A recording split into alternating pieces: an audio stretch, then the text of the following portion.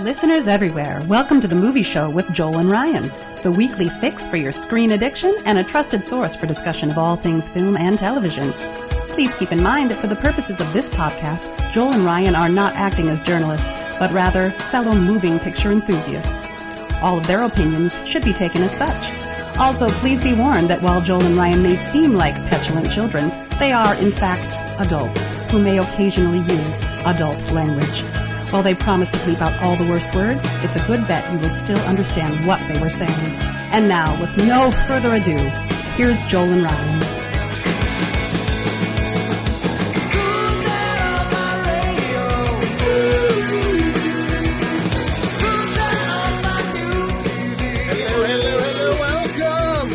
Welcome to the Movie Show with Joel and Ryan, where sports ball and movies become one. Welcome. I am Joel. And I'm Ryan. And we're so happy that you're joining us again for another week of the Movie Show. We sure hope you enjoyed our in-depth look at the movies of 2021. Holy smokes. I don't know if we... it's weird to think, I was thinking about the end of last week's show where we talked about, there are movies that we didn't even discuss. And yet we went on for, over a month talking about all of the stuff in 2021, which I also want to real quick. I did want to just also point out, way to go, movie makers and creators and stuff like that, because, there was still there was a pandemic going on. Now, some of these movies obviously were made before the world shut down, and then they just were kind of waiting to release, but there were still lots of people that found ways to go out and make films, and I think that's pretty cool. And whether they were super successful or not, people were trying to figure out ways to tell stories, to make movies, to do everything and do it as safe as possible. People, at least in America, never needed content more than during that period, so it's it is an accomplishment in and of itself. Something like The Marksman, or most of the COVID, like, let's make a movie, let's employ a bunch of people, but let's make one that we can make where we're all being isolated and doing all this stuff correctly. That was tough. So, and they did it, and there weren't any big massive turds on that list. I mean, I avoided things, like I say, sort of avoided things that I would hate. Right. And you're right, there was at least a whole nother show of a lot of the most prestigious releases of the year, which we didn't quite get to. We could now, then this past week, if I'd wanted to watch them all in the same week or something, but right. Yeah. I could have, because that's what I sort of do during the holidays, but I like to, once we run out of time, I like to sort of spread those out and keep them. They're like little bits of candy, and they're better. Yeah. So we're sorry, but we're sorry about that.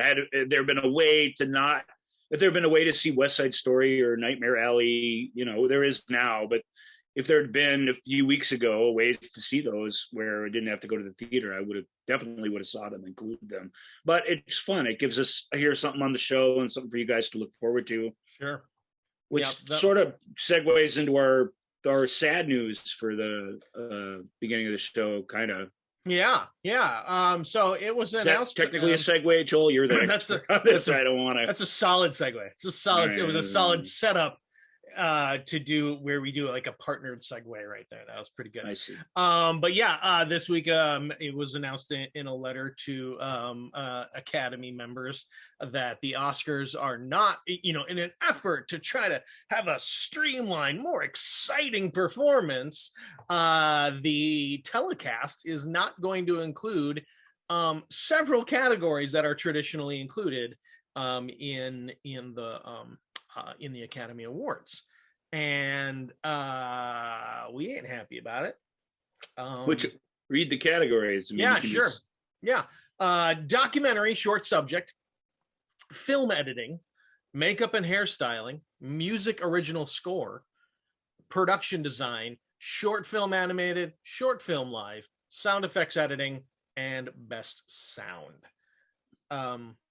You take away any of that. But I mean, documentary short subject obviously is a whole genre of film, but take away any of those other things, you don't have a movie. Yeah, I mean, with respect to people with disabilities who can watch things without hearing them and who can experience things in different ways, you're, in all other respects, you're correct.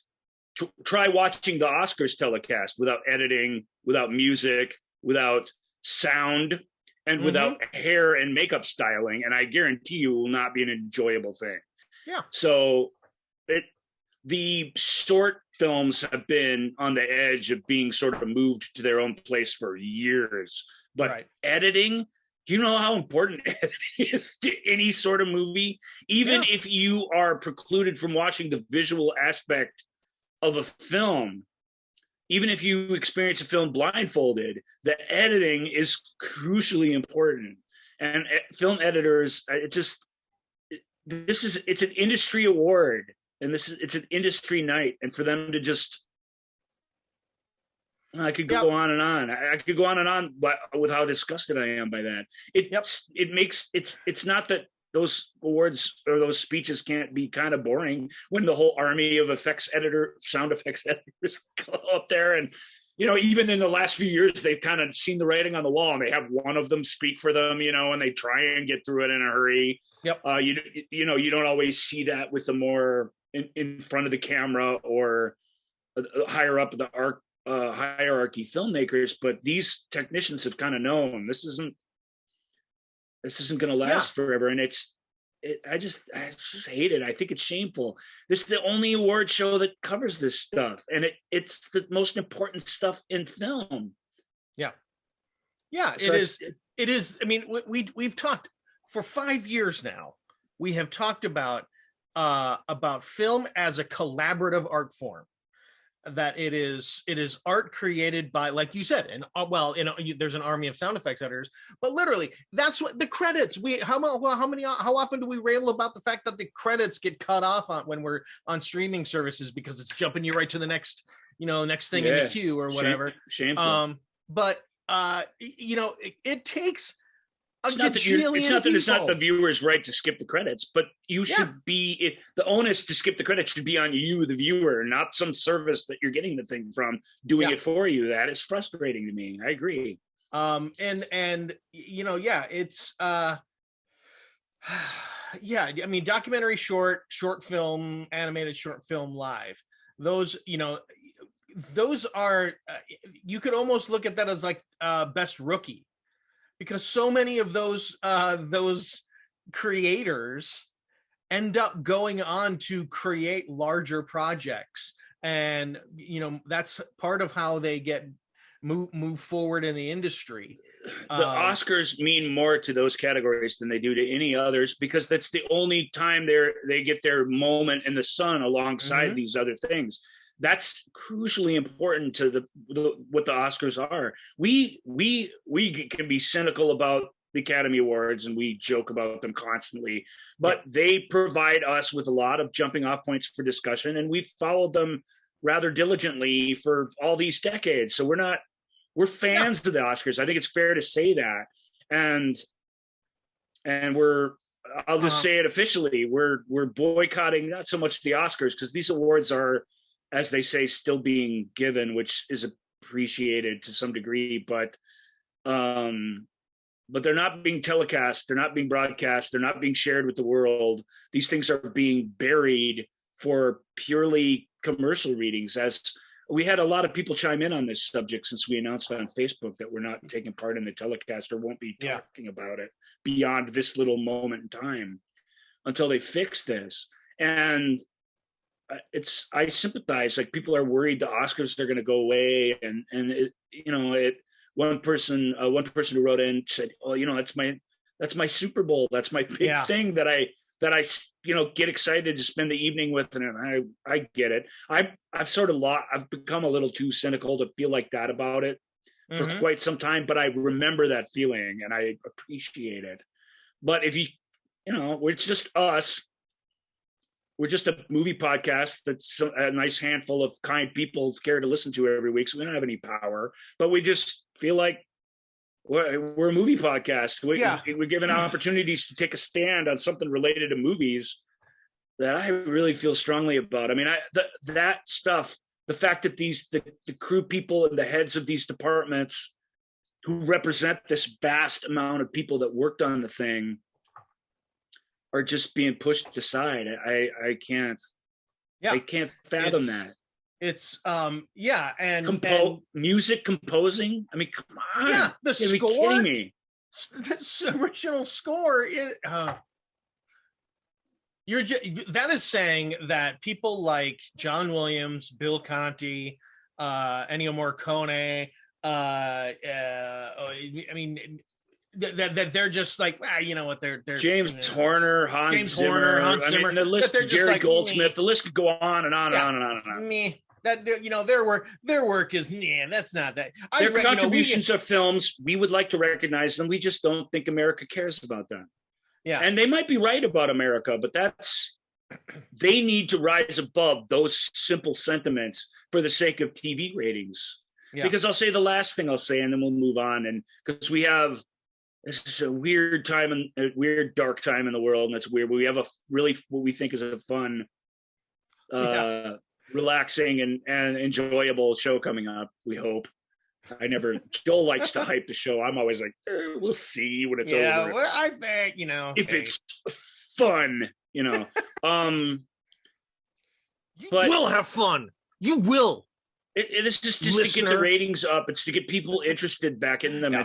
It's to take them a step closer to. People are using the People's Choice Awards, but nobody watches the People's Choice Awards. The closer. I mean, nobody ever watched the Golden Globes either, which were a sham award. They were a sham award voted on by less than 80 people. The celebrities still showed up for it, and it was still on TV, and it was ridiculous. It used to be, the Golden Globes were the final award show before Oscar ballots were due. That's why the Golden Globes even were a thing. Because they influenced the Oscar process. So it was directly tied. The reason they were on TV was because the stars still dressed up and showed up for it. Yeah. And that's the only thing that is going to maintain the Oscars. The ratings, kids aren't watching the Oscars live and the 8 million commercials on their phones at home. You're never, ever going to get those people back. You're not going to get them back by nominating more superhero movies. You're not going to get them back by shortening the broadcast or cutting off people when they're doing their speeches. You're not going to get them back. Those people are gone. They don't watch TV. They don't care about this. Yep. And just taking editing out, but leaving in cinematography and visual effects isn't enough to make your thing the MMAs. You're not going to get to be that. You're not that. You're supposed to be bigger than that. Maybe not better in terms of ratings, but you're supposed to care about the art of filmmaking. And I mean, if the Academy of Motion Picture Arts and Sciences doesn't, who's gonna? Yeah. So, instead we're going to get montage after montage. We're going to get this pop performer is going to perform this song from this movie, and you gotta see that. It's always been thus, right? It takes all kinds. I can live with that stuff, but I can't live with them. I can't live with them just, and their technical awards ceremony, when Tom Hanks comes out and he's like, here's 90 other Oscars that we gave out last weekend or whatever. To relegate things, I mean, those are important words too, so I don't want to diss them. But to relegate things like editing and music scoring, it just makes me sound. Yeah, sound's not important. Sound's never been more important. Not to mention more difficult. Production design. Production design is only literally everything you see on screen. Is production design been taken off too? Yeah. Really? Yeah. Production design. I'm looking at it right here. Yeah. Makeup and hairstyling, production design, sound effects. Oh, I didn't even know that. Yeah. It's sickening. Yeah. Production design. My God.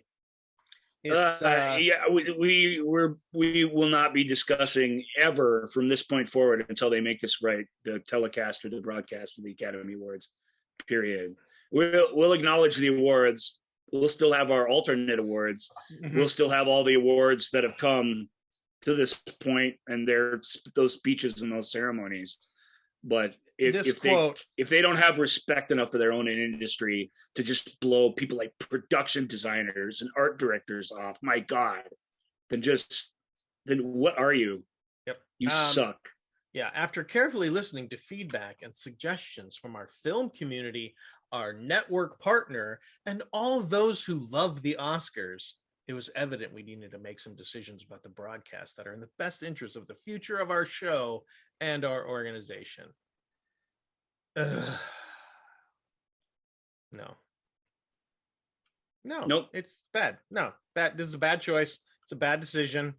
And we know what the Oscars are. I don't always know who the editors are. I don't really care who their families are.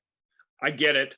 I'm willing to sit there and tolerate it because editing is important, and it's all important parts of film. And this is the place where it gets its moment in the sun. It has always been the case.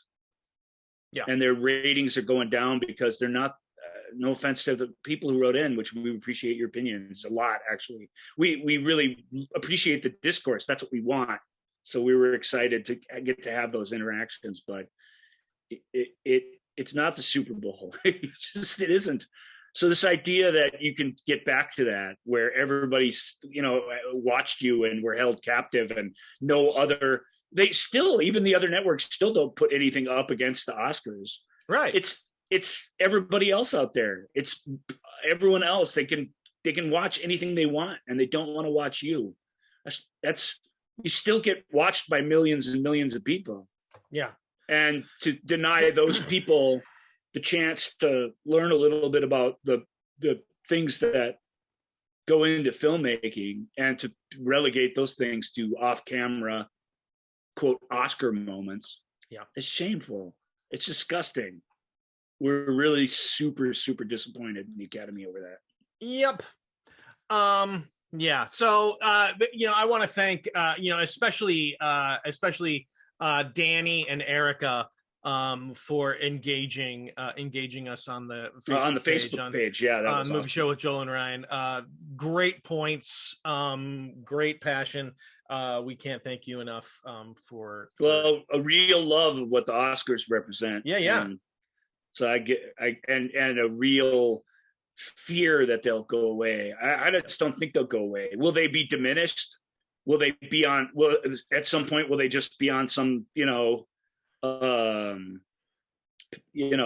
cable package channel or something? Will they not be the big deal that they are? Probably, but that doesn't mean they'll go away. And as long as, and the only ones who can change this are the stars, as we say. They put their foot down a few years ago when they tried this. Yeah. And they're not doing it now, which is too bad, because as long as they show up, they'll always be an Oscars, even if it's not a ratings bonanza. And if they wanted to, they could make it so that these categories are still honored and stuff. Yeah. But it's really only them that can do it. It's not us. Yeah. The only thing that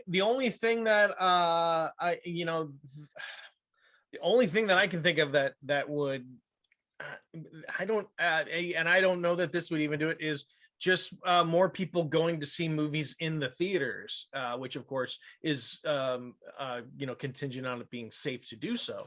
But I think that as it kind of goes. I do think there's a correlation between the number of people going to see movies in the theaters, as opposed to waiting until they can see them, either streaming or on DVD or on Blu-ray.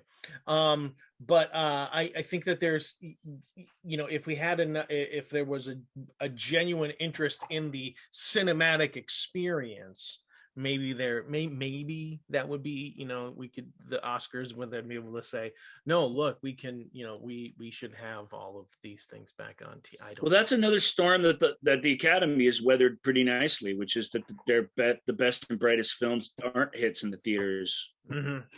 That's not true. Even look at the list of nominations. It's not even vaguely hits in the theaters. They they were theater bombs, Yeah. But the Academy also has the power to say, West Side Story, whatever, wasn't a bomb. It has a chance to honor it and say this was the thing that had all this artistic integrity and did all this artistic stuff great. But you take production design and makeup and all that stuff out of it. I mean, editing, I think West Side Story would be a hollow shell of itself without really brilliant editing. Sound design of a musical film? Those are important parts of movie making. And if it were one thing, if the SAG Awards were some mega TV event, but they aren't. The stars sort of show up for those, but they don't care. Yeah. You're not going to get those people back by trying to make your thing more like that thing and eliminating all these categories. And when they run that the in memorandum thing that we all like so much during the Oscars, which I'll miss this year because I won't be watching it. There's publicists in there, and there's all these people who make the movies happen, and it's the whole point of the Oscars. It has to be the whole point of the Oscars. I just refuse to compromise on that. Production design, I didn't even know about that. That's the third to last artistic credit in the credits, y'all. Right before cinematography, which 4 years ago they tried to get rid of cinematography as well. Cinematography, I've said it 3 times now, but just fourth time's the charm, I guess. If your show is not going to be about honoring those things, then what are you? You're not worth it, and I'm not going to take part. Yeah. And since we have a little podcast. If I didn't, I'd just sit at home and sulk. But since we have a podcast and Joel and I are in agreement, we're able to kick back and make it official. All it does also is it just says that the only things that are important in film are the celebrities and then I guess the directors. But that's true for award shows and the writers. But that's what the Academy always did. Yeah, but that's what the Academy always did different, is that they said, okay, yes, we know that everyone loves to see the stars. Everyone loves to see, the celebrities come and who they're wearing and blah, blah, blah, blah, blah.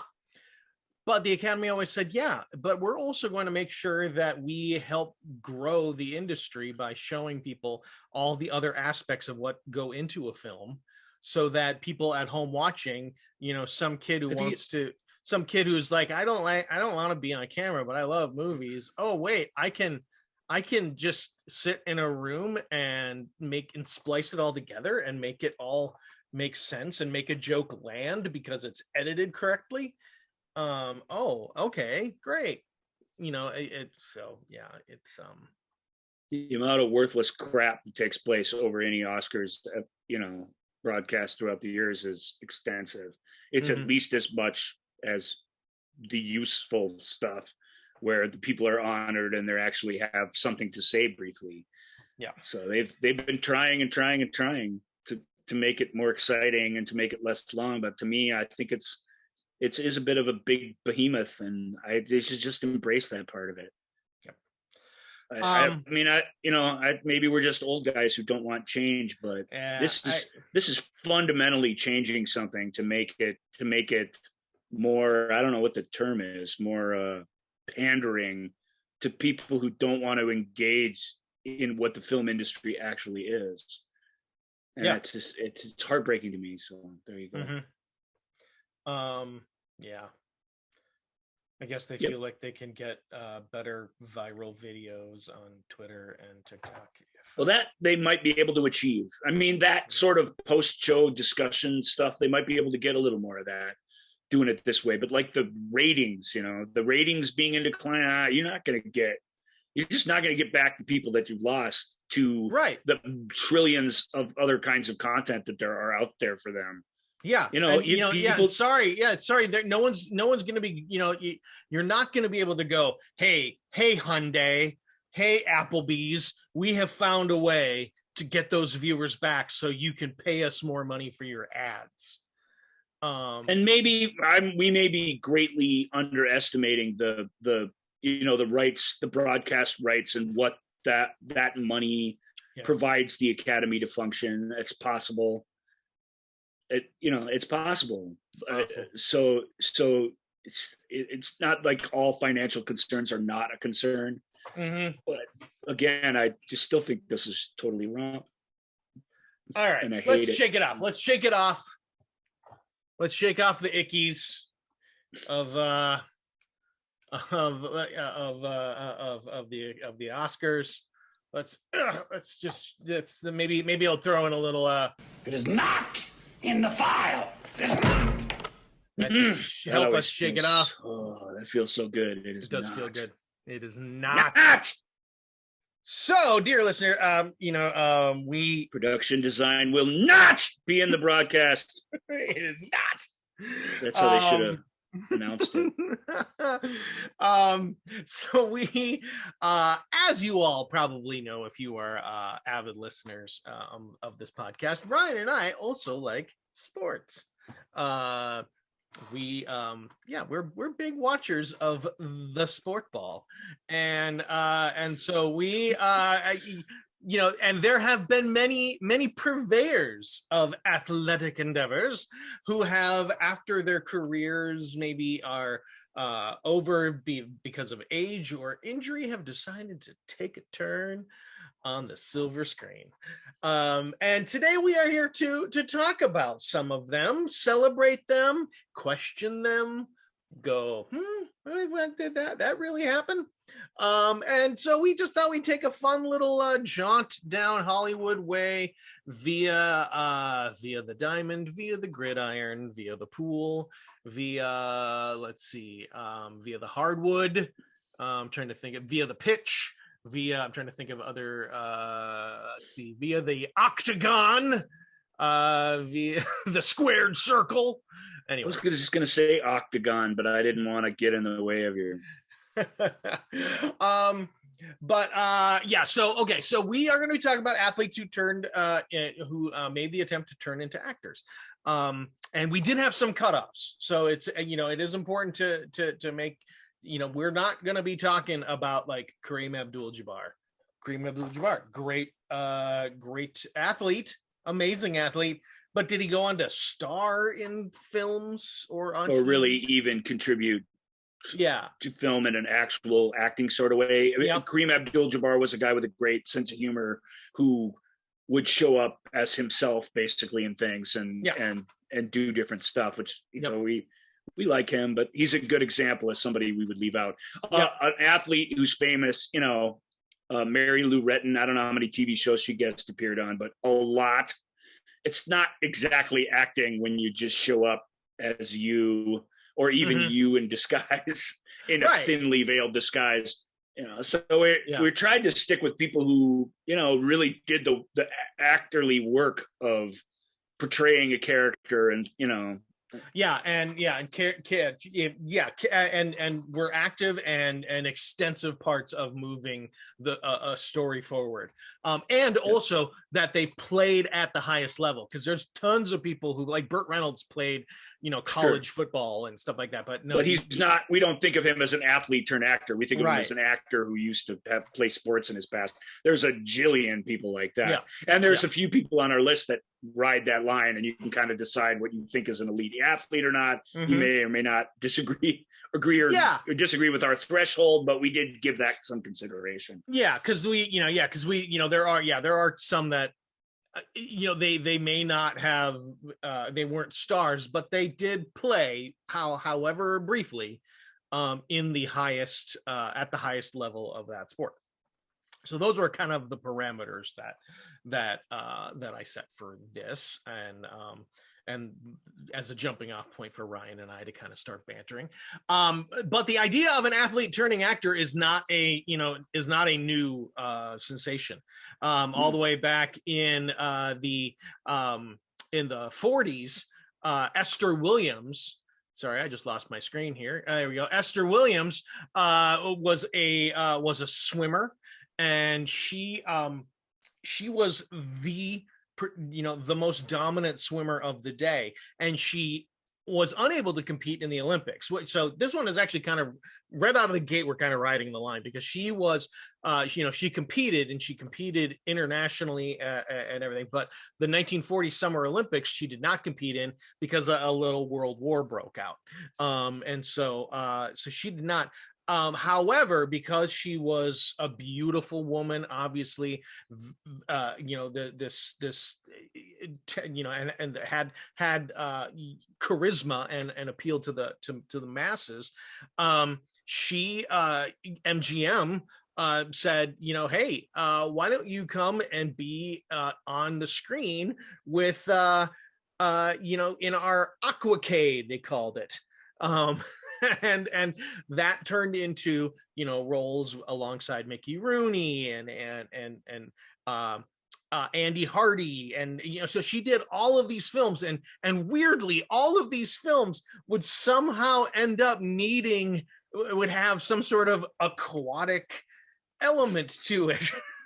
where it was like suddenly a lot of films from that era did have that, so it really was well, instead of getting the pretty girl to teaching them how to do this with their legs and swim around and stuff, we'll go in reverse. We'll grab a swimmer that we like and just teach them the screen. Yeah. And that could have been a flash in the pan, right? But because she had a real knack for storytelling, and in the style of that era, she turned it into a career. And that's the story of a lot of these people, where it's, well, let's just try this thing, and then not all that bad.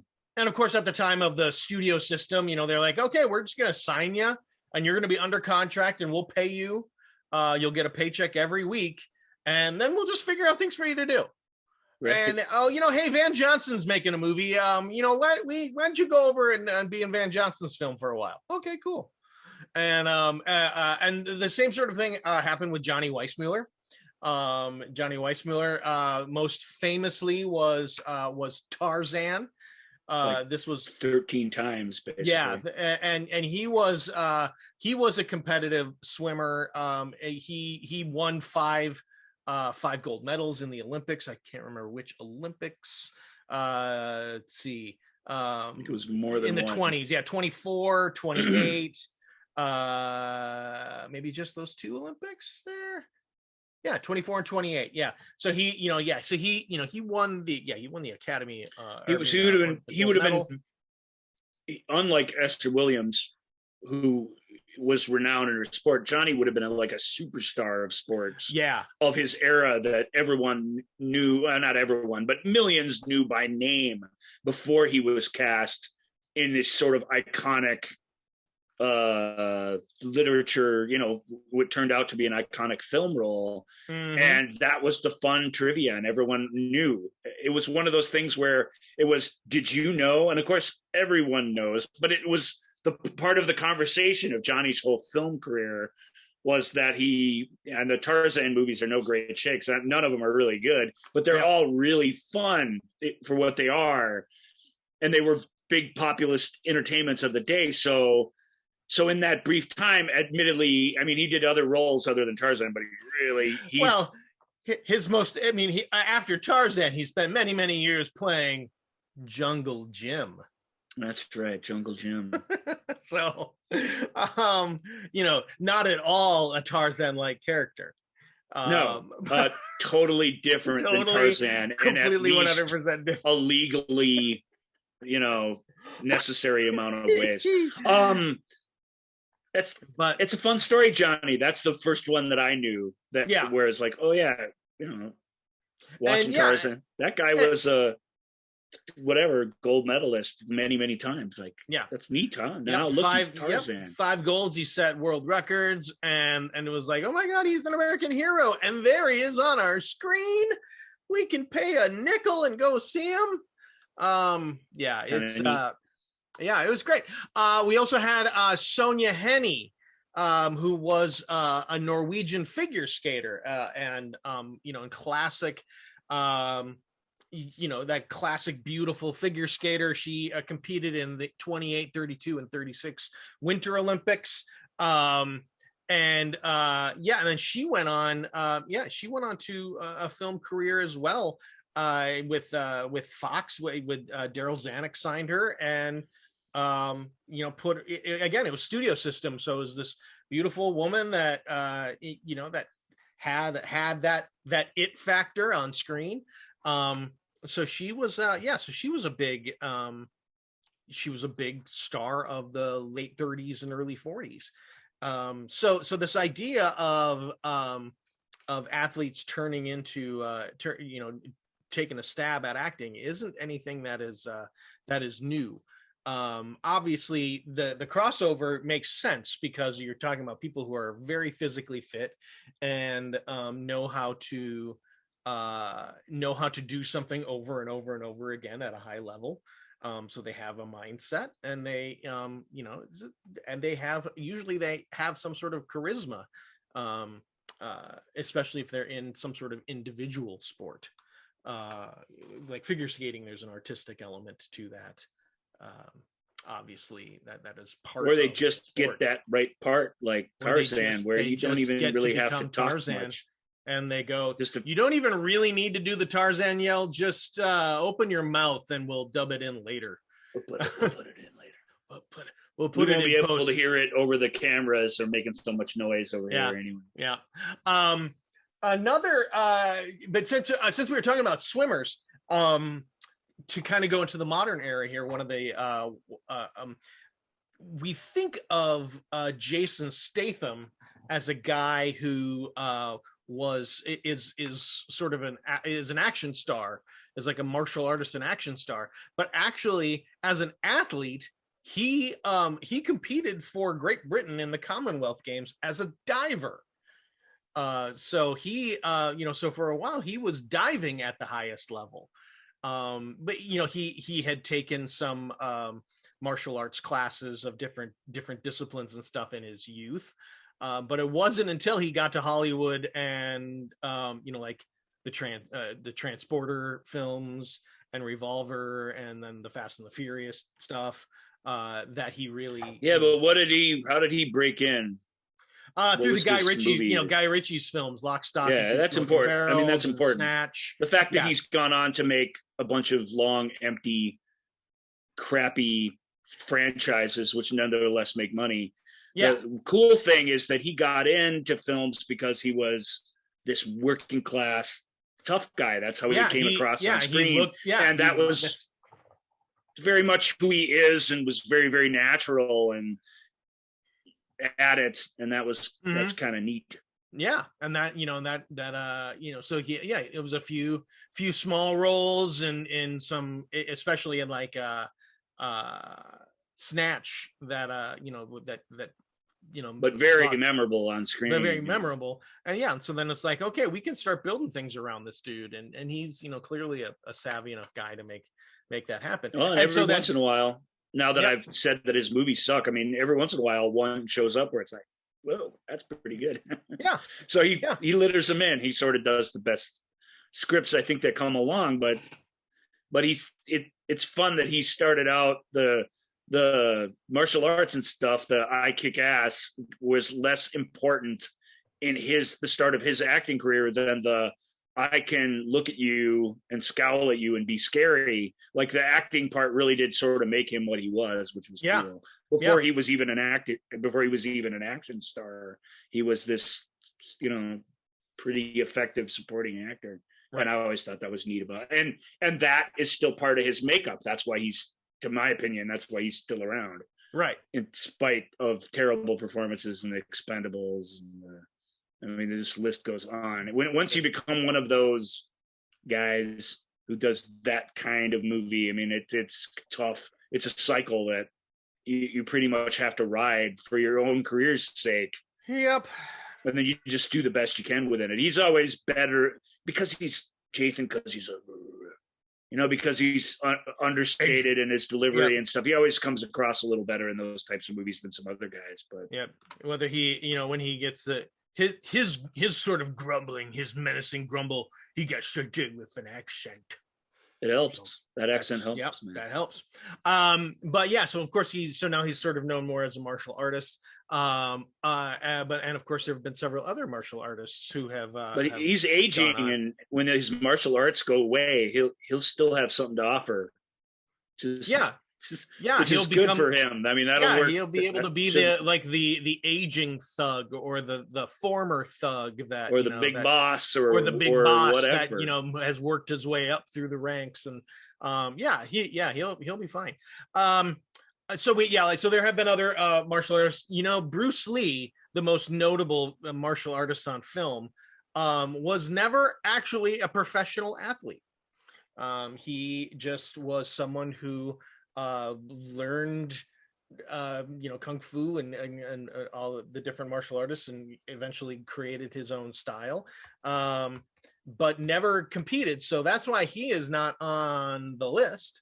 And actually, Jackie Chan also, hold on here, I just needed a quick, I believe he also never was a professional. There's a religious aspect to some of the martial arts that we don't really appreciate, where competing really is entirely beside the point. Right. In fact, it's I wouldn't use the word forbidden, but it's not meant to be a part of it.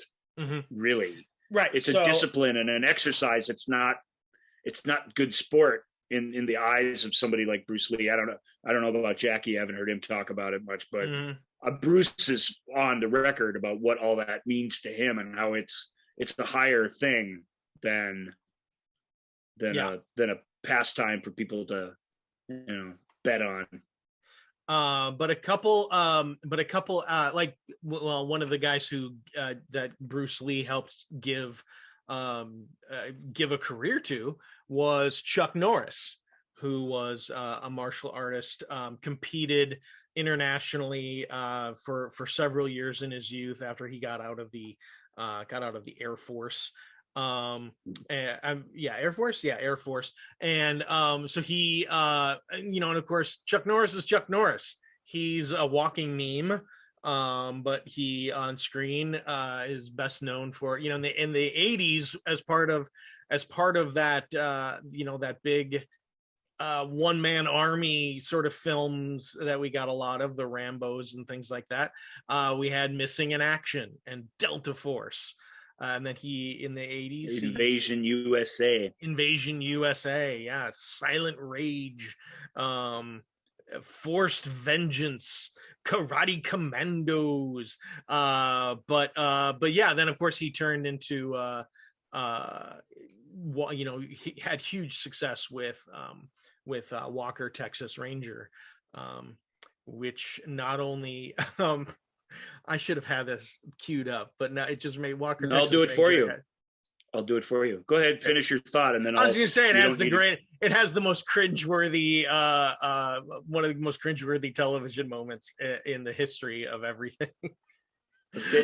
Pitchy dog is what our esteemed colleague over at it's still on American Idol. I guess it's gone. Yeah, they don't wear masks or shit, so it's not enough just to be good at singing anymore.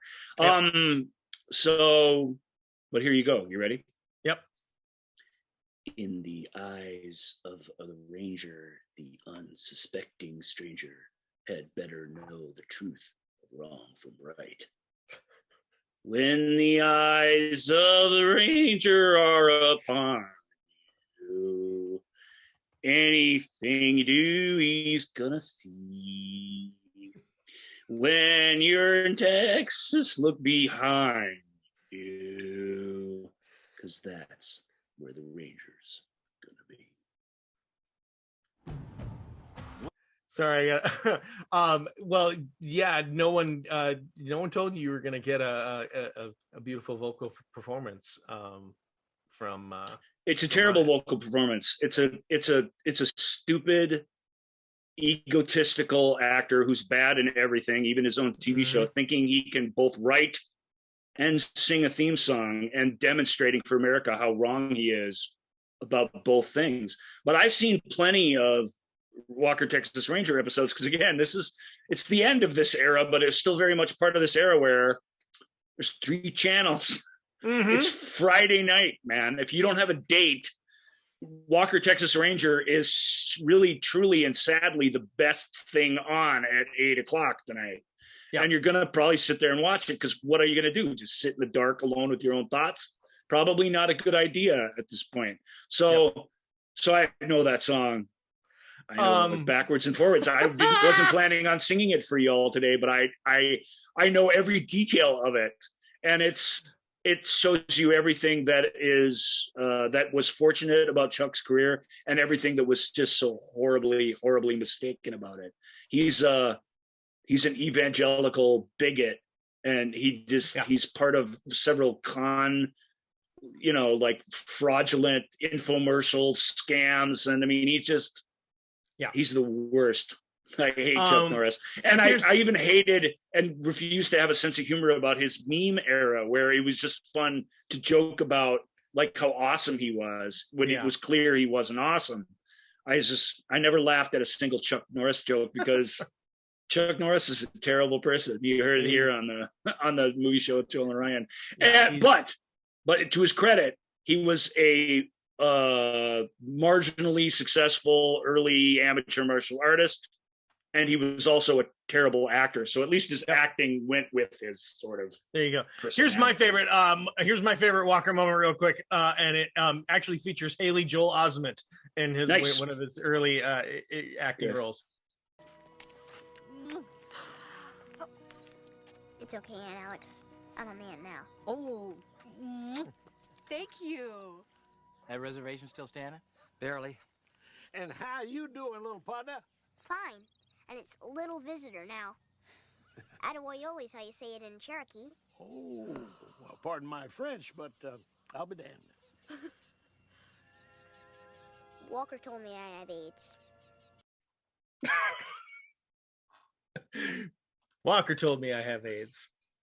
All right. It's an issue show. Yep. It started out as like it had this group of people who the first couple seasons of Walker are unrecognizable from the later ones. It started out it's very much like Baywatch, which was on at the same time. Baywatch started out as this thing about the lives of these people, and it had this attempt to tell something that was an interesting story, sort of a mystery of the week. But within that, it was something completely different than it became, and it was because both films' stars were pliable and could be had, and both became powerful enough that they could still keep that.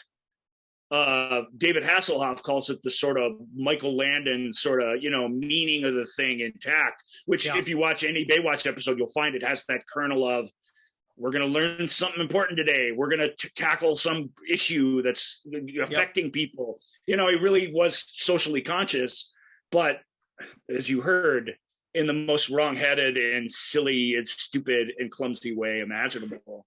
And some people yearn for those times. They really do. They were definitely simpler, but. Yep. So Walker told me I have AIDS. Yeah, Walker told me I have AIDS. Just like very. Yeah, it's cool. Anyway, next up is and I can't stress this enough. He's the worst person ever. He's not a good David person. Hasselhoff. Rip on him all you want. David Hasselhoff can sing. You might not want to listen to him, but he can sing. There's a reason he's recording albums and stuff, because there's somehow in Germany there's an audience for it. Correct. And he can do it. Chuck Norris can't sing demonstrably. They had to write the tune of the thing so that he had to sing just as little as possible. And even then he white raps half of it. It's shameful and awful, but it would be hilarious if there weren't so many damaged and ripped off people in that guy's wake. I'd have a bigger sense of humor about it. So all right, next up is the Muscles from Brussels.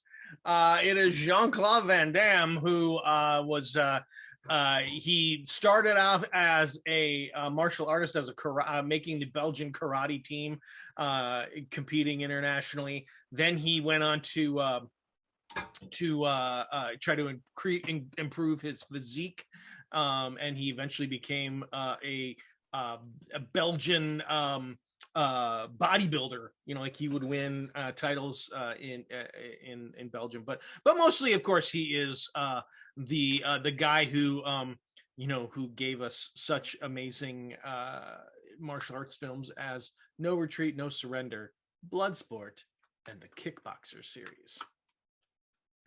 It's the first line in Bloodsport. I think it's Bloodsport, where he's on like a battleship or an aircraft carrier or something. I can't remember. And they're like, "Hey, whatever character Jean-Claude is playing, Frank, you're needed in the whatever." And he says, "Okay, after take a shower." And it's one of my favorite first lines of all time. It's second only to Mick Jagger's, which I've done this before in Free Jack. I'll just do it again for you. Why not? I'm doing impressions this week. All right, let's do it. Let's do it. Well, it's just awesome because it's like, all right, here's this guy. You're just going to have to deal with him for a couple hours. Yeah. And Jean-Claude, to be fair, I mean, it's ups and downs, right? I mean, he starts out in these kickboxing movies, essentially, which is what he was, which married the two ideas together. And that's how a lot of this starts. Certainly, we didn't talk about Chuck Norris's 70s films, which were very much the late 80s, early 90s Jean-Claude Van Damme films. But Van Damme's a pretty good action star in a more of a Jason Statham kind of way, because he's really good at being in the moment and selling the stuff going on around him, as silly as it might be sometimes, as real. And at least I can say that I appreciate that about him. When you watch one of his better movies, and they're not great, but the better ones, like the John Woo one, I can't remember what that's called. No, something. Can't escape. Where's my list of and he did a couple of movies with Peter Hyams, Two-Time Cop, and the Stanley Cup terrorist movie, Sudden Death. Those aren't good, but they're his good films, and they were in the mix of movies that were watchable and worth buying tickets to in their era. And sometimes for these sort of action stars, because there's no Expendables movie that's worth your penny, just because they put all these jackals in one stupid movie. Not one of them are being honest in the emotional moment about anything. They're unwatchable. Yep. Sudden Death, man, he's into it every second of it. He's playing it legit, and there's integrity to that a contemporary of his, who I don't know if he had any, we're not going to talk about him, but I often compare Jean-Claude to Steven Seagal, and compared to Steven Seagal, even though their movies are kind of around the same sort of quality, acting wise, Jean-Claude compares very, very favorably to Steven Seagal. So. Jean-Claude actually got his start working on the stunt team for Chuck Norris films, like Missing in Action and stuff like that. And so then he was able to, he would get on screen and people would like him. And he apparently must have been fun to work with. People like this they don't just hand you stuff. Well, I mean, they don't just hand you stuff that to like, hey, let's build a movie around this dude. I don't know, Joel. It was a different era.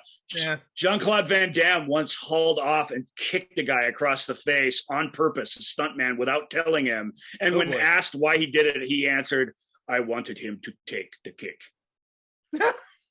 He was just an 80s and 90s egotist jerk. And even though he's evolved into something different, to his credit, he was not some nice guy to work with. Guy sold tickets and made people money. And as long as he did that, he was allowed to kick poor stunt people in the face without warning them, which to me is kind of unconscionable, but whatever. I wanted him to take the kick. I wanted him to take the kick. All right. Well, and what did they do? He was the star of the thing. Fire him, fine him. They didn't do anything. So I don't know. Yep. Oh boy. So yeah. So he, I just don't want you hanging out there saying, Jean was a super nice guy. He's become a bit of a philosopher in a way, which I appreciate these things about him. He's not stayed the same guy. By the time he was doing Universal Soldier or something that had a budget, he was behaving himself pretty much because, he had to, but it wasn't always like that. Couple fun facts about Jean-Claude Van Damme. Jean-Claude Van Damme was his first job was he was an extra in the hip hop dance film Breakin'. Nice. Yeah, I think I remember him from Breakin'. Yeah, he was busting a move, and he was originally supposed to be the titular Predator.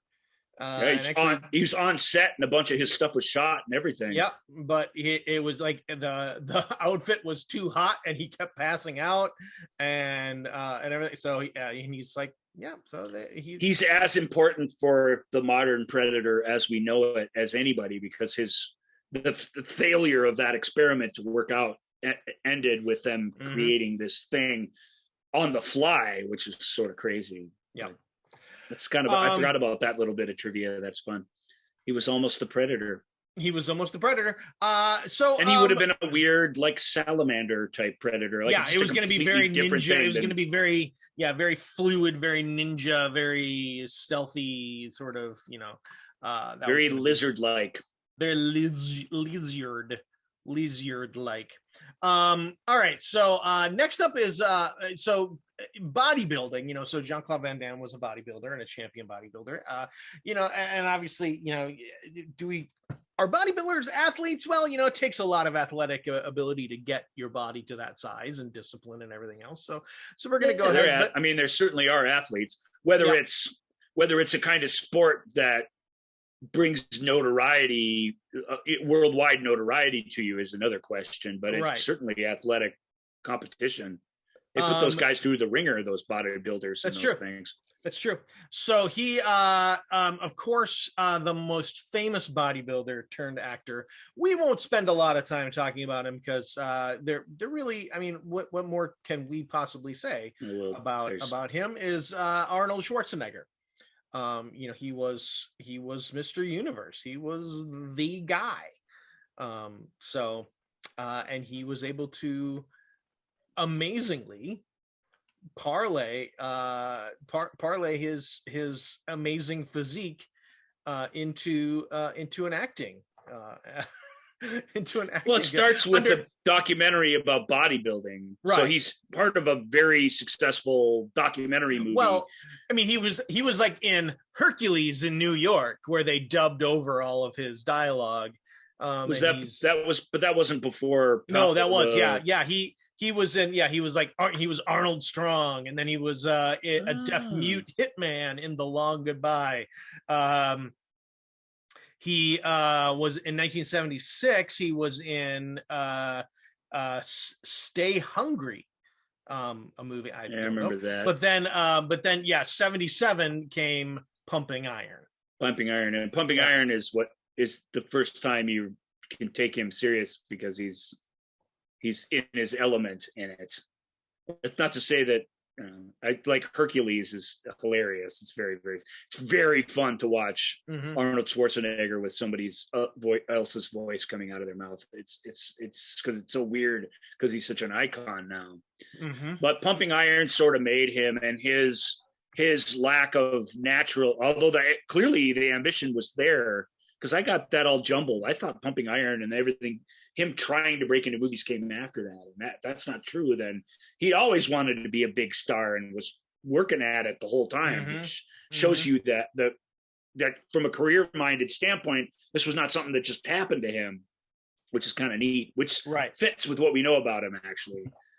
But Pumping Iron was good, and then some other junk in there until you get to Conan the Barbarian, which is where he sort of hits the scene as an actual actor. But even that, it's not like he's a good actor in that. It's more that his single-minded, simple way of doing it is very useful on screen in the right roles. And in Conan, in the Terminator, obviously, that direct approach to what he's doing is like, it really works great on screen. So that's how you become a star. Geez, he's got an absolute bonkers streak. Once Conan the Barbarian comes out, after Conan the Barbarian, and of course Crom, it's my favorite. Crom, My favorite of the gods. So after Conan the Barbarian, of course, comes Conan the Destroyer, and then it's just an absolute slew of these, of hits where he is, playing either the unbeatable villain or the unstoppable hero, who's going to take out everybody. The Terminator, Red Sonja, Commando, Raw Deal, Predator, Running Man, Red Heat, Twins, Total Recall, Kindergarten Cop, all the way up to Terminator 2, Judgment Day. Every single one of those was a huge hit. No, Red Heat wasn't a big hit, and there's a couple sprinkled in there that aren't great. Red Sonja certainly wasn't a hit. But you're in general, you are correct. It is an incredible string of it's this growth in terms of the ambition of the storytelling involved and the budgets. They keep going up. Total Recall was one of the most expensive movies ever made at the time it came out, and he's carrying these things and opening these films. So it really is the rise of a star, and it's very exciting to watch. True Lies, I think, was maybe the most expensive film. Last Action Hero? Well, Last Action Hero, of course, was a bomb, but it was funny that, I mean, we don't want to get too into Schwarzenegger. We talk all day. Schwarzenegger's his own show, as we said. But just to finish this thought, True Lies was True Lies has got its problems. We won't get into those. But the fun thing about it is it's this French farce, French comedy, told in this huge, giant Hollywood scale. That's the thing that it is. And the farcical elements are the elements that we mostly remember: the affair between his wife and this loser that she's being seduced by, and all this sort of inner personal stuff is what makes the thing sell, and all this mistaken identity. And that comes, it's basically a big Three's Company episode, just with actual terrorism and huge giant action set pieces. But even the action set pieces are farcical. Him chasing the guy around on a motorcycle on horseback up a glass elevator, that's supposed to look and feel ridiculous, and it does, and it's fun. But True Lies, what's brave about it was True Lies was an action comedy. It was the very next movie made after Last Action Hero, which was an action comedy that completely tanked and that he thought was going to ruin his career. And it did. I mean, it really did diminish his carear. That was True Lies. There's a couple other things here, but now we're doing this. We're going the other way after Last Action Hero. There's a few times that still jump up, but for the most part, it's Yeah, exactly. It's just it's a mirror of the rise from 82 to those first 10 years of glory. But Cameron said to him, when he gave him the script, he's like, I don't think the American, they don't want me to do the comedies. It's very clear. Like, he just was devastated by the failure of this thing. And he's like, no, that's the time to do it, man. Just get right back on the horse and do it. Just do it. Mm-hmm. And I think if it would have been somebody else saying that to him, I don't think there's any chance he would have done it. It was because they'd done the two Terminator movies together. They were friends, and his friend who had helped him achieved quite a bit of success. Terminator showed that he didn't have to wear a loincloth in every movie. That was an important movie for him to be good in something, and that helped him break out of that. Otherwise, he would have been Bob the Barbarian, Jeff the Barbarian. I mean, he would have just been barbarians forever. He would have been in the reboot of Jungle Jim. So, that's a neat story to me that they had that success, even though True Lies is really, it's got a lot of stuff in it that's just like, whoa, what? Same year as True Lies, Junior, another total comedy, straight up comedy. And then one of the great, which is also pretty bad, actually. Yeah, but it was a big hit. And then one of the great holiday films, and one of the feature films of the Twin Cities movie era, is Jingle All the Way. So also bad, but something of a also bad, but that's it's like you can be a little bit kinder to it because it is just a holiday final. It's got anything that has his signature stuff. People think of him kicking ass and scowling at people and stuff, and all that's important. But the best thing about Arnold, and he seems to, whether he knows this consciously or not, the best thing about him in his films is it's the what is going on thing. That's what humanizes him to us. That's why this big hulking movie star guy was like, whoa, I don't even know who I am, or I don't know what that is, or I'm pregnant, what? Like that's the stuff that works. Whether it's the most serious, ugly, brutally violent Total Recall, or whether it's Junior or whatever, him, unless he's playing a Terminator, his fish out of water, what the hell is happening to me attitude is, he worked that to perfection. So we'll talk a lot more about Arnold someday. We have our word. Next up is another sport that is, it's kind of a part of the new wave of sports, the X sports. And as a skateboarder, there was a professional skateboarding circuit, and there still is, obviously, and now it's bigger than ever. But dating back to the 90s, late 80s and 90s, there was a professional skateboarding circuit, mostly obviously out on the West Coast and stuff. But Jason Lee was a professional skateboarder with an amazing unibrow, I may add. But he parlayed. Here we say signature unibrow. Yeah, he parlayed his professional skateboarding to appearing in music videos, which eventually put him in a small role in Kevin Smith's movie Mallrats. And next thing you know, Kevin Smith started putting him in everything, and then that led to other films from there. So, and that TV show, which is a lot. It's a lot like Walker Texas Ranger in this way, because it is nothing like Walker Texas Ranger in any sort of intangible artistic way. But when you get to the point where you're able to tell your own kind of story, the story he told was really kind of cool and interesting, which is always something I thought was cool about Jason Lee, because I never loved him as an actor, and I like very few things he appears in. His TV show is where you really kind of get to see what he's all about. And of course, when the TV show went away, he didn't completely go away, but he kind of went away, which isn't surprising to me, because it did feel like, well, I did the thing I wanted to do. I told the story I wanted to tell. Yeah. And that's, although it didn't quite end, it got the rug yanked out from under them, which is too bad. But what's the name of that show? I'm sorry, I don't even remember the name. But My Name is Earl. Yeah, it's good. I mean, that was a really good show for its day, I thought. Yeah, and he's, and he'll still, pop up every once in a while in some episodes, but he does a lot of voice work.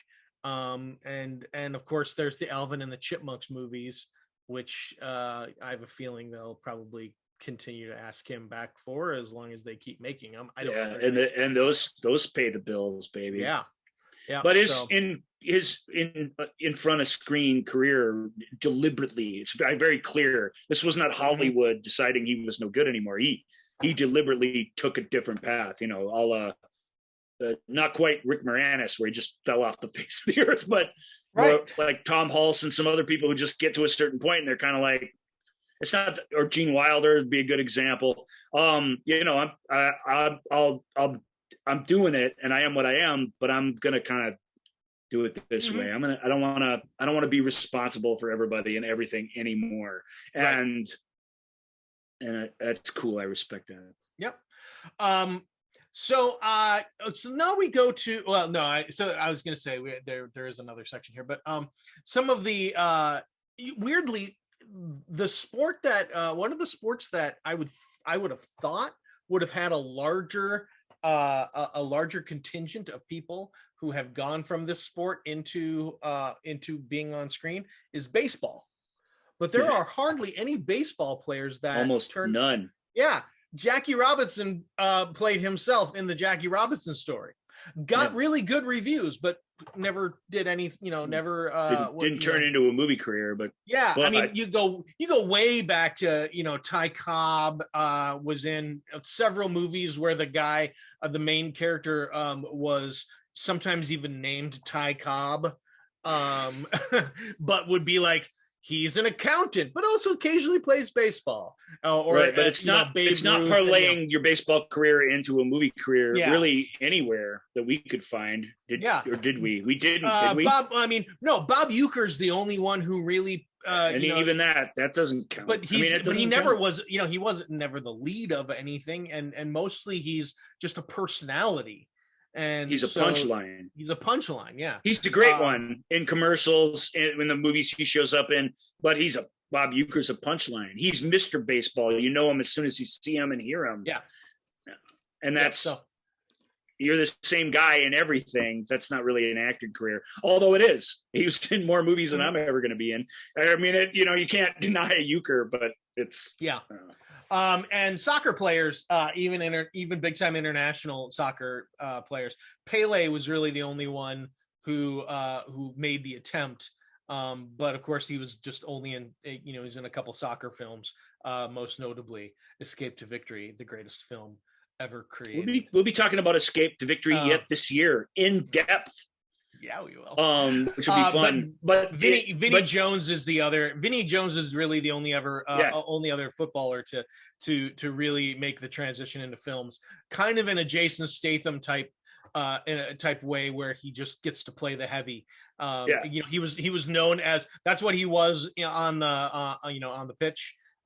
He was the hard man. He was the guy who would just beat you down and foul you over and over and over again. I want to mention one other thing, two things, if you don't mind. I don't want to talk too much about Vinnie Jones, but you've nailed it. He is that guy. You guys, those of you who don't know who Vinnie is, if we just showed you 2 seconds of him on screen, you'd be like, oh, that guy. You believe me, you do know who he is. Pele was good. Was a good actor.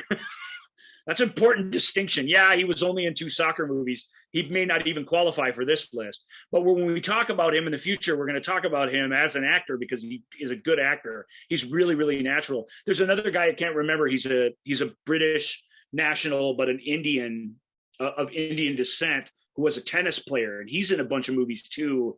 And is a good actor. And it really makes a difference when you're a good actor, I think. So that's just a little point that I want to say before we need to get to football quick, or because that's what I really want to talk about in the show.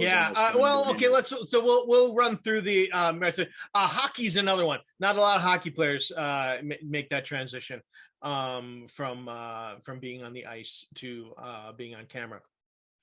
But there's a lot of actors that have some decent hockey background in them. Right. I watched Jason Priestley's Olympic figure skating thing. He was a really, really good high school hockey player. And he's hilarious in that because he could really skate or it wouldn't work. And just to point that out. But basketball, we have so there not a lot of basketball. These. Yeah, basketball player. Obviously, the 2 biggest basketball players, Michael Jordan and LeBron James, played themselves in 2 biggest of their eras anyway. Yeah, 2 biggest of their eras. They were in Space Jam and Space Jam. I guess. And it's still funny because they're still competitors and they're arguing over which Space Jam is better. I hate to break this to you guys, all-time greatest athletes ever. Both Space Jams are crap. I mean, come on. Space Jams are what are you? They're just comparing receipts to each other. It's pathetic. And that's mostly LeBron doing that. Jordan, he's involved, but he doesn't seem to care quite as much, which good. You shouldn't. Nobody should hold Space Jam up as some sort of thing to be proud of, in my opinion. Right. Although Space Jam's got a lot of fans. Generationally, it was a fun, big moment for people in their lives, and we do appreciate that at least. Yep. And the other one who really at the height of his powers, decided to give it a go on screen as well, and that's the big Aristotle, Shaquille O'Neal.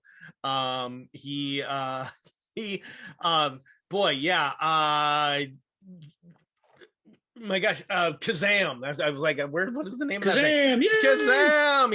He played a ding dang genie. It's good casting. Yep. And but it's a bad movie and it's bad acting. Correct. He can't even do commercials naturally, so he's a terrible actor. But he's a big fun personality that has a sense of humor. Sometimes that's all you need when you're a celebrity. Yeah, he appeared in Blue Chips. Makes him hard to rip on Shaq because he has fun with it all. He was in Blue Chips as the basketball player that everyone was after, and in the movie kind of dealing with a lot of the some shenanigans that go on in recruiting and things like that. He was one of the first black action heroes on screen. He tried to black superheroes, like he tried to do the superhero Steel, and was not good. Sorry. No, none of it's good, unfortunately. Yep. But he's Shaq. He's a singular talent, huge person. Another Kevin Garnett too was in that Adam Sandler movie recently, and he's really, really good in it. Yeah, it'll be curious to see. But he's playing himself, so really, again, it doesn't really count. Right. A lot of these basketball stars, they're such big stars as basketball players that it's tough to take them fully out of that sports arena. It's always seems to be, even Shaq, who tried some different things, it seems to be tongue in cheek, and it's really tough thing for those guys to escape. Yep. And real quick, I want to mention this guy because it's it's bonkers. He played basketball in the NBA with the Boston Celtics from 1947 and for the 47 to 48 season, and then went on to play Major League Baseball with the Dodgers and Cubs. Wow. So two, and that's Chuck Connors, because then he went on to become the Rifleman. So with just this amazing filmography of almost project after project, whether they're television shows, and obviously lots of guest appearances and stuff, but he headed up several television shows and was also in many he was an Old Yeller. I mean, give Chuck Connors credit for Old Yeller too, that's a big one. Hell yes, Old Yeller's big, huge. Another boy, I almost started singing that theme song. You're welcome. No more singing for me today, I don't think. So wrestling, wrestling is a sport, and the world of television wrestling is not obviously sport. It's not a sport, but these guys are. But it maybe prepares you for acting better than any of the other sports, right? Because it's mostly acting. It's choreographed and the words exchanged between matches and stuff are as important, if not more important, than the matches themselves. Correct. And you get, and you do obviously have to have a great athletic talent to do those things that you have to do in the ring. So we do want to acknowledge like Roddy Piper, who was in who headed up They Live. Which was what's his face? John Carpenter. John Carpenter, thank you. Sorry. Dave Bautista, who mostly we know him as Drax the Destroyer in the Marvel Cinematic Universe. But we talk about Dave all the time because Dave's a really good actor. We'll talk about him more, so we don't need to spend time on him here. We're gonna get to see. I think we'll get to see a lot more Dave Bautista in the second Dune film. And John Cena. Obviously started out small roles, but obviously a guy, or big roles in crappy action movies, but a guy who's used that as a leaping off point into some more interesting stuff. Even though as a good professional wrestler, he's very aware of what he is to the world. And really all these guys, that's their magic power. Bautista, the guy you're building to here, obviously, they have such an understanding of how they come off to audiences in a way that your baseball player doesn't know and would never care. And professional wrestlers already have that built into them. So if they've got talent beyond that physical stuff that makes them good at action and stuff, right, it comes through eventually. It's just a matter of sticking with it long enough. Cena, I mean, if you look at his films, they're not good, but it's stuff starting to get interesting now. So that's cool. Yeah. And he's a guy who obviously said he has no problem like sort of poking fun at himself. And, you as this big hulking dude, but he's shown in his TV series that he's in now based on the Suicide Squad. I mean, he can go there. He does the things behind the scenes. He does stuff behind the eyes. He says one thing but means something else. These are all things that it's hard for even Arnold Schwarzenegger, a big star, to be able to do. So he's got a toolkit that an actor that will behoove him going forward, I think. Even if physically he's only ever going to be cast as certain kinds of things. I mean, that's every actor's burden. I think he's making the most of that. So shout out to John. And we also, one of the first guys to really, not one of the first guys, but part of that Roddy Piper era, that he's Hulk Hogan. He had Mr. Nanny and Suburban Commandos, crap movies, but really crap acting. Yeah, crap. He wasn't acting. even a good actor as a wrestler. No, he was not. But he had his own TV show. I mean, he's done a bunch of acting. There's no question. So he counts. But he and then of course the kind of the king of them all. He started off as a football player, playing I think for a couple seasons with the Chiefs maybe.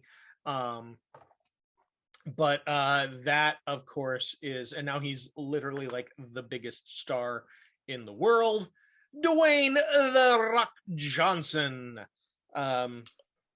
Also not really a good actor, at least not demonstrably from movie to movie, but people love him. Yep, people do love themselves some Rock. But yeah, he I'm trying to just say he played in the Canadian Football League, but and he was beloved as a wrestler too. So I mean, he really had when he switched to acting in Mummy Returns or whatever it was, his first movie. It was big news. He was as big a celebrity in that movie so it's not this transition from, we've talked about all these things. He was already a big star, and to make a transition to being an acting and then to make it so that you're one of the biggest actors ever. I'm not saying that's not impressive. I just wish, that it is my most fervent wish, Joel, that he just act better, as I really do think he can. I've seen him in a movie or two, but it's not nearly enough. And I think what it comes down to is not so much that I want him to do serious movies, because I don't think that befits him terribly well, although he should try one. What I want to see is taking the silly movies, just taking the acting part of it a little more seriously.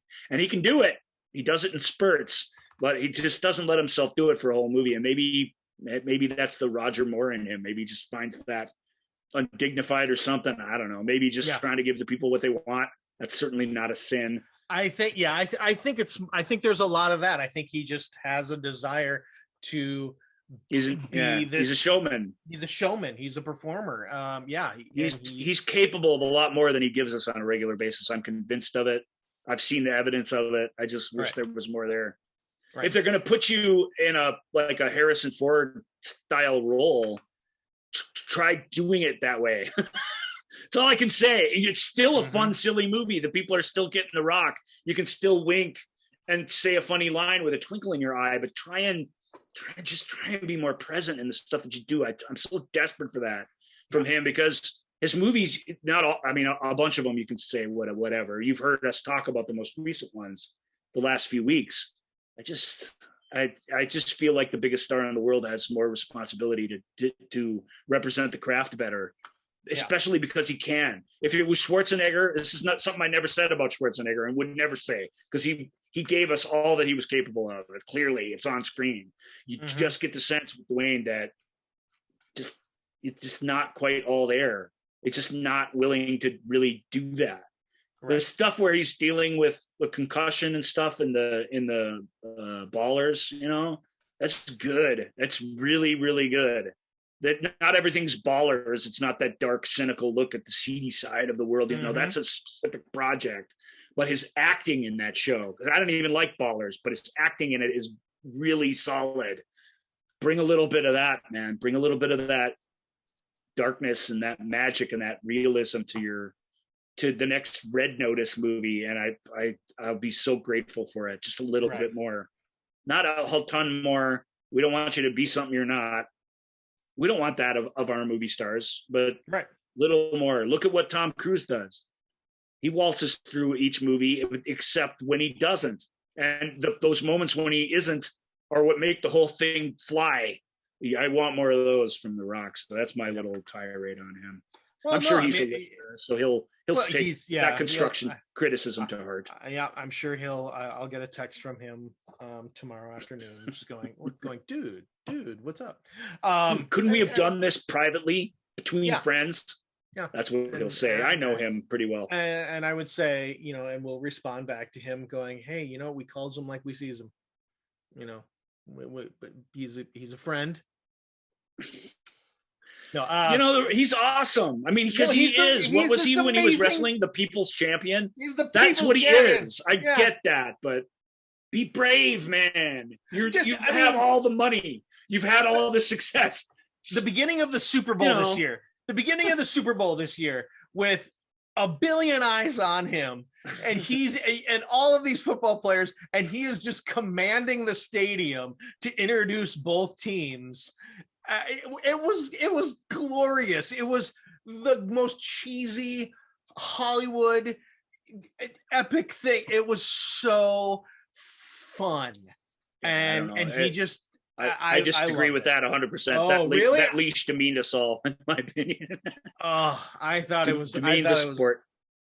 Well, you don't need that. The sport has done enough to demean itself. So, yeah, but that's the sport's prerogative. Bringing in a movie star to introduce the teams is ridiculous, especially one as biased for the Rams as was obvious from the start. That's shameful. It shouldn't be that way.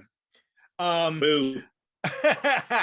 All right. Next up is a guy who played one season with the Oakland Raiders after going undrafted, and he helped the Raiders win their first ever AFC Championship game. And that's Carl Weathers, Apollo Creed. I love Carl Weathers. We're just out of time. There's guys who we're not acting superstars that we have to talk about here. Carl Weathers' football career was almost barely a blip on the radar. So But we love ourselves some Carl Weathers. Yeah, he's great. He's both a really good actor and a really good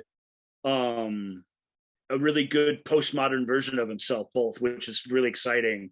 Sure. But he wasn't a very good football player, and he was present for the Raiders winning a championship game. I don't know how much he exactly helped them. I bet they would have done it without him.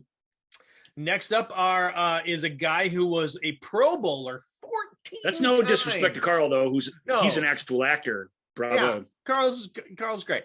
But we have a guy here who was selected to play in the Pro Bowl 14 times, and that is Merlin Olsen. Of course, best known for Little House on the Prairie and Father Murphy. Yeah, and Merlin wasn't so much a good actor as he was this big guy who was this vicious dude on the field. Although they'll tell you that he never said a word on the field. Yeah. The next guy we're going to talk about never shut up on the football field. This guy, Merlin, was this gentle giant off the field, but he was that string of Pro Bowls. You just have to understand he was as accomplished a football player as you were ever going to find, and he wasn't that good of an actor, in my opinion. But he was such a likable, lovable screen presence. This big hulking guy with this big gentle beard. He was this big lovable bear of a person, and he was in a couple of movies, a Western, and he was in this other movie where he's kind of this, they tried to cast him early in his career as this, I'm coming through, I'm going to break through the door and I'm going to do all this. Mm-hmm. But Michael Landon saw him, knew him a little bit, and saw him because he wasn't just a Hollywood actor at that point. He'd been a Hollywood football player. He played for the Rams all those years. And cast him as sort of to replace Victor. Can't remember his name. Victor. Oh yeah, what the heck was his name? I'll find it here. But basically, Charles Ingalls' sidekick on Little House on the Prairie was leaving the show, and they needed somebody. They didn't want to replace him, obviously, but they wanted somebody to stand in as that figure, the man behind the man, sort of doing all this stuff. Yeah, Victor French. Victor French, really, really good actor. Yep. So Merlin's not as good an actor as Victor French, but there is something lovable about him, and the stuff that he goes through on the show. You know, his wife dies in a fire, and I think what's the most horrific television screen death ever. Yeah. Ever. I really still believe that. I haven't seen it in ages, but I remember it when I was a kid, and I was absolutely traumatized by it. She goes back in a burning house, burning school of the blind to rescue an infant and can't get out. And she dies burning to death with the kid in her arms, smashing through the windows of this upstairs thing. And he's not there and can't do anything about it. And him and his son have to deal with that. And they do for, you know, the rest of his time on the show. I think where he was sort of undone was they plucked him out. He was so popular on Little House on the Prairie that they kind of like the Ropers and whoever. This is a thing throughout the history of shows. They plucked him out of that show to do his own show, which didn't hit. And then he didn't really have the other thing to fall back on anymore because Victor French came back to Little House after he'd worked out some stuff. But he's great. His own show, Father Murphy, which is just Little House, except it's a guy pretending to be a Jesuit priest who runs an orphanage to keep the orphanage open. He really isn't a priest. He's just a guy. And it takes place in the universe, if you will, of Little House on the Prairie, basically. It's got a lot of the same actors, same everything, same crew, shot in the same place. That's a great show. I mean, for that kind of show, if you like that, that sweet Michael Landon thing that isn't afraid to tackle a grisly death and a bit of tragedy every once in a while, you know, you really get something special. It didn't, all the plucky, cool kids it didn't have a Laura Ingalls or didn't have a Peg that you could really get to that was a kid. And because Merlin he wasn't enough essentially to carry the thing on his own. So you needed that's my opinion. That show needed a kid that was the focus of it. Sure. But he's great. He was in a TV movie called Time Bomb with Billy D. Williams that I saw when I was a kid, with Morgan Fairchild as the evil terrorist. Oh, that sounds silly, and it is, but it was a really, really good TV movie that he makes the ultimate sacrifice in, and I remembered that really, really well. So I love Merlin Olsen. I love him as a football player. And did you ever love him as a? Go ahead. I was going to say, did you ever watch Aaron's Way, where he plays? It's the drama of the Amish guy moving to California. Yep, and he had a little family sitcom too. They tried him on where he had this whole weird interracial sort of melting pot of America brood of kids he had to take care of. That's the kind of thing he was drawn to because that's the kind of person he was. And I love that about him. So I love Merlin Olsen. So that's my tribute to him. Next up is a guy who was first team All-Pro in 74, second team All-Pro in 75, Pro Bowler, led the NFL in sacks, all rookie team in 69, Fred Hunter Dreyer. Fred Dreyer, vicious football player. So you can see when we get to the football guys, I actually know something about their careers in sports, not just movies. Fred Dreyer is a vicious, ugly, dirty, awful football player back in the late 70s and early 80s when the league was going through its drug abuse period, basically. And he's not a very good actor either, but his stone cold, humorless screen presence really is very powerful. And Hunter was a really good cop show. You know, back when these were the days, back when original programming was on Saturday night, the last show of the night at 9:00 was Hunter. And I can't remember the woman who played his partner on it, but, you know, a very modern woman that they keyed him with. And yet it wasn't this sort of clashy sort of relationship that they had. They were both these serious cops solving these serious crimes, and I loved that about it. There's a moment in the show, the only meta moment ever, and it just shows you what kind of decent actor Fred was, because he really was pretty, even though he wasn't good, he was pretty good. She's like, they're talking about how they're going to go undercover and do this thing, and somebody can't do it, and he's like, well, I could do it. She's like, Jesus, Hunter, if you looked any more like a cop, they'd have to give you a TV show where you played one. And he did this whole, like he didn't do it. He didn't do the Hasselhoff. Oh, like he just, all right. He played it straight in a moment. Yeah. I appreciate that. Hunter was fun. Death Before Dishonor, a bunch of super Republican military sort of films followed, not nearly as good. Fred, if he'd have been willing to play more bad guys, might have been able to extend that career somewhat. Right. But he was a man that had sort of a core set of beliefs, and he let that dictate his career to him. But I liked Hunter. Saturday night TV, baby. Those were the days. Next up is another guy who was, big dude, played with the Detroit Lions. 3-time first team All-Pro, 6-time second team All-Pro, 4 Pro Bowls, part of the 1960s All-Decade team. One of the all-time team members of the Detroit Lions, the Motor City Kitties, Alex Karras. Alex Karras, Webster's adopted father. Yep. Do you remember the premise of Webster? The exact premise? Why is Webster living with the Papadopouloses? The Papadopoulos. I'm guessing. I can tell you. You don't have to look it up. I think that one, the parents died, maybe? Alex Karras played a former football player whose roommate, when he was traveling around the world playing football, did in fact die. The parents died, and Webster was his godson that he didn't really know. That's right. But they basically inherited him because of this tragedy. But he was a football player on the show. His film debut, where he's great, he plays this slimy former football player who is this private detective in Against All Odds, which is not a very good movie. It's a very pulpy movie, though. It's very, very enjoyable, even though it's not very good. But Karras is great in it because his turn in it is not what you expect from him. And it's hard to look at him, especially in Webster. Even though in Webster he plays a former football player, which he is. Yeah. It's hard to look at him and go, oh, this is the guy who's, a defensive lineman who's just killing quarterbacks and stuff.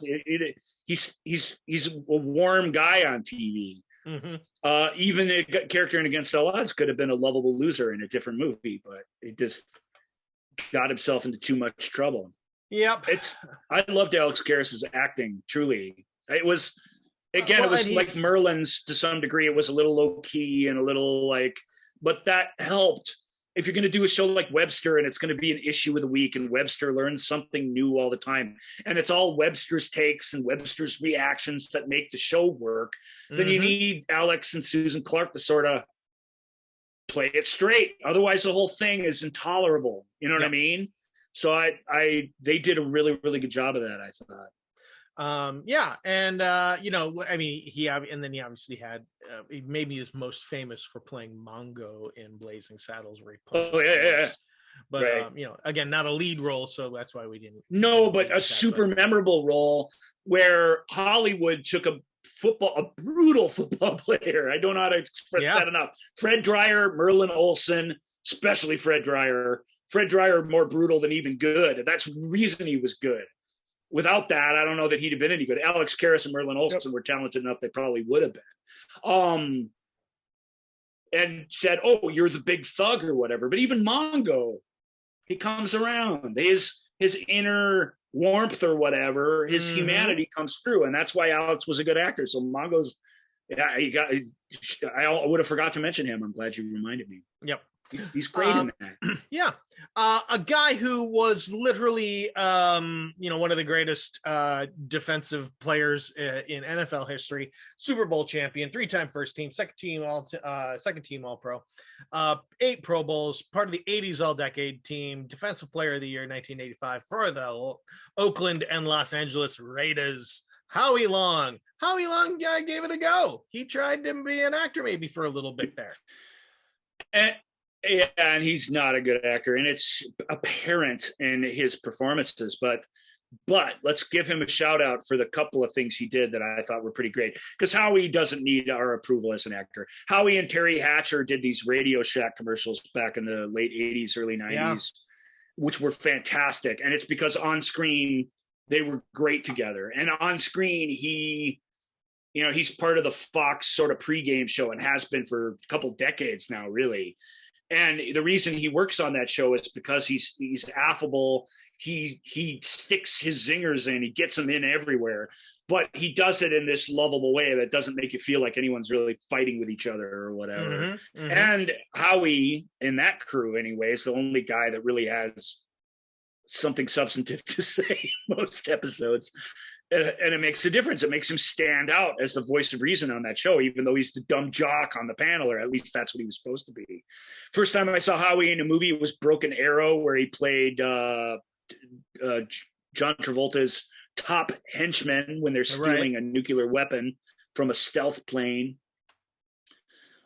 Big John Woo action movie, tons of explosions, high tech, millions and trillions of automatic rounds fired off.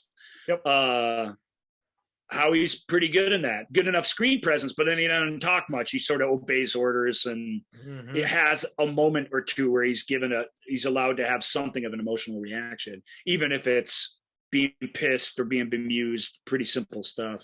And for whatever reason, Fox, who thought they had a dual superstar on their hands with this turn in that film, said, well, let's just give him his own movie. And they let him do this movie called Firestorm. Now, Firestorm is a movie about, we just talked about a movie with this exact plot, by the way. It's a movie about a kidnapping and a prison break / heist all going on while a forest fire is happening around us. And the bad guys are impersonating forest firefighters, and Howie Long is a forest firefighter with action star makeup who has a tragic past that this will will alleviate him of by being the hero of this story. And again, he's not good in it. He's not a good actor, but he's good enough. He's good enough to be like a soap opera actor. He's not going to carry a movie, and this movie bombed, and nobody wanted to see it, and nobody thought of him quite the way Fox did. They obviously loved him, but Firestorm is super watchable. Scott Glenn's the bad guy in that, or Scott Glenn's actually the sidekick firefighter guy. It's William Forsythe, yeah. Thank you. Who's the bad guy in it? William Forsythe. He's giving it 110% to use a sports cliche. He really is. He's disguising his voice and he's doing all this stuff. Like everyone's really trying in Firestorm. It's watchable and enjoyable, even though it sucks, because they're all trying. It really does make a difference sometimes. So. And we were not going to bring him up, but Sloth in the Goonies is played by John Matuszak, who was another Oakland Raider who was really good. Really only played Sloth.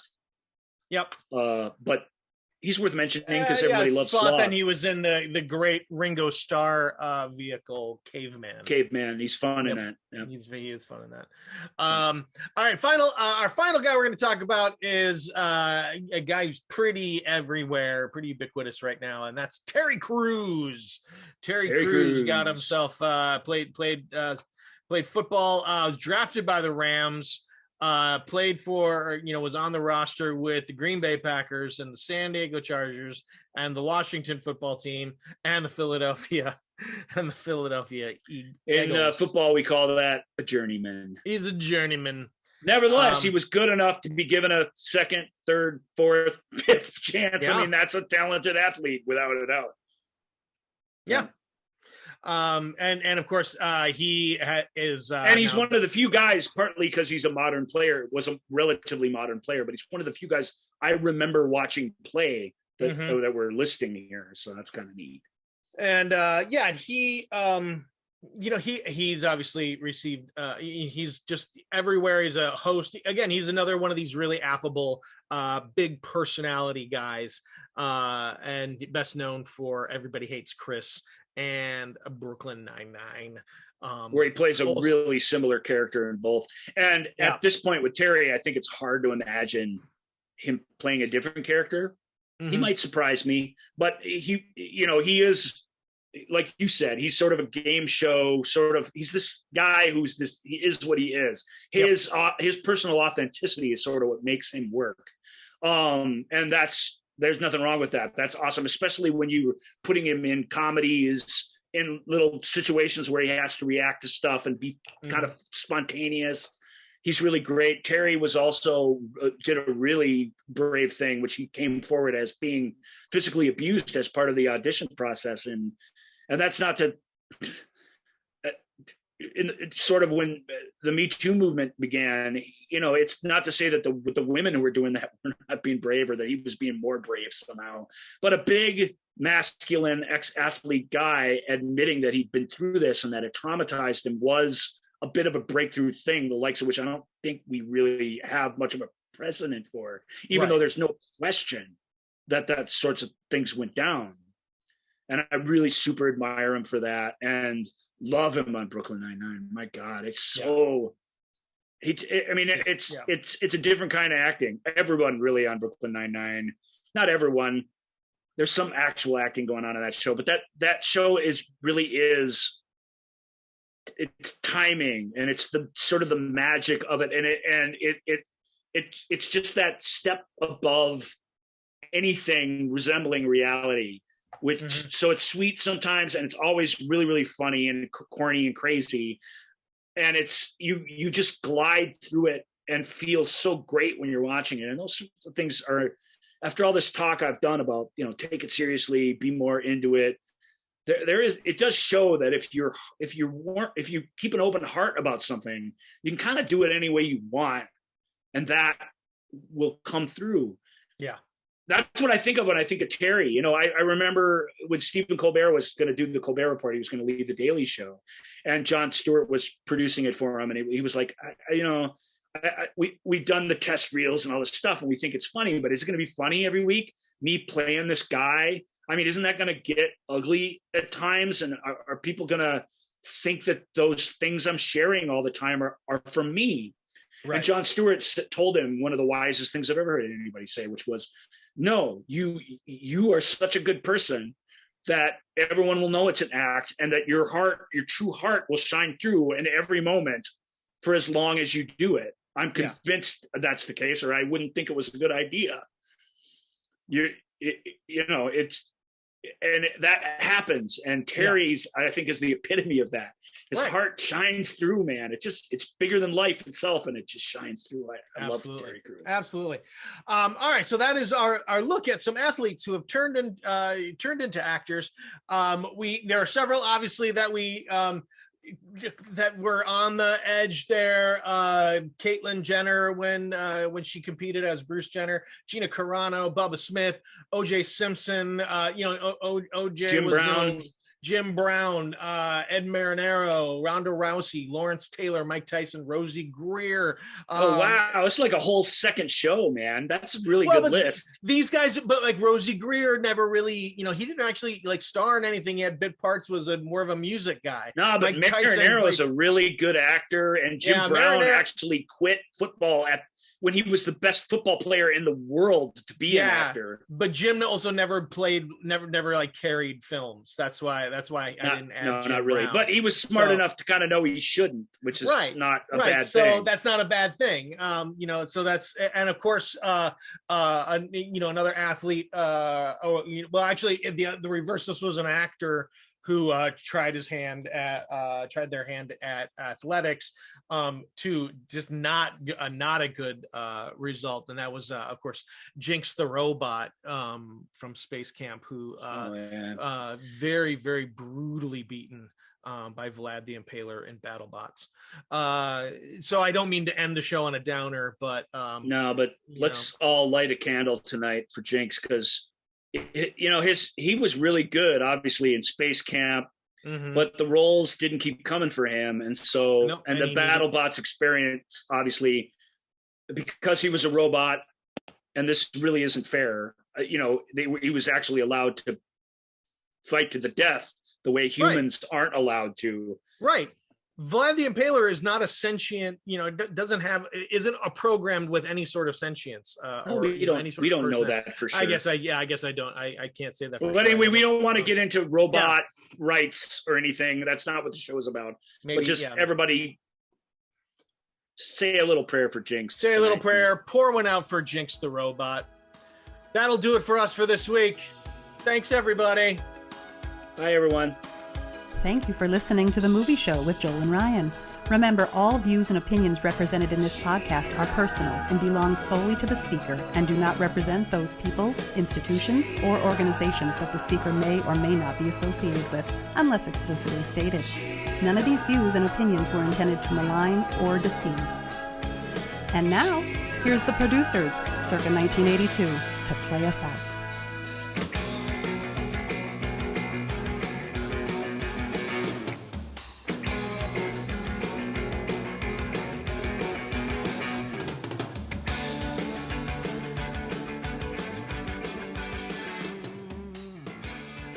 Remember seeing the light in Jinx's eyes go out. That was hard. It was tough. Yeah.